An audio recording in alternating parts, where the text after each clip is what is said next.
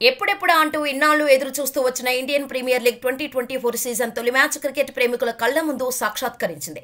చెన్నై చెపాక్ స్టేడియంలో శుక్రవారం రాత్రి జరిగిన మ్యాచ్లో ఆర్సీబీని local team Chennai Super Kings 6 వికెట్ల తేడాతో మట్టి కరిపించింది. టాస్ గెలిచి తొలుత బ్యాటింగ్కు దిగిన ఆర్సీబీ ప్రారంభ ఓవర్లలో ధాటిగా ఆడినా ఆ తర్వాత చతికిలపడింది. చెన్నై బౌలర్ల ధాటికి టాప్, మిడిల్ ఆర్డర్ బ్యాటింగ్ కుప్పకూలింది. లోయర్ ఆర్డర్ బ్యాటర్లు అనూజ్ రావత్, వెటరన్ దినేష్ కార్తిక్ ప్రతిఘటించడంతో పోరాడదగ్గ స్కోరును చేయగలిగింది. దాన్ని కాపాడుకోవటంలో విఫలమైంది.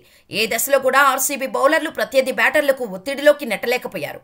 అటు బ్యాటర్లు, ఇటు బౌలర్లు సమిష్టిగా చేతులెత్తేశారు. ఈ ఓటమికి టాస్ గెలవటంతోనే బీజం పడినట్టయింది. సాధారణంగా టీ20 ఫార్మాట్లో టాస్ గెలిచిన జట్టు కెప్టెన్ తొలుత ఫీల్డింగ్ చేయడానికే మొగ్గు చూపుతుంటాడు. RCB captain Faf du Plessis దీనికి భిన్నమైన నిర్ణయాన్ని తీసుకున్నాడు. తన బౌలర్లపై ఉన్న నమ్మకంతో తొలుత బ్యాటింగ్ ఎంచుకున్నాడు. దానికి తగ్గ మూల్యాన్ని చెల్లించుకున్నాడు. అయితే ఈ మ్యాచ్లో 2 క్యాచ్లతో ఎంఎస్ ధోని ఫుల్ ఫామ్లో కనిపించాడు. 42 సంవత్సరాల వయసులో వికెట్ల వెనుక మెరుపులా కదిలాడు. వింటేజ్ లుక్స్తో అదరగొట్టాడు.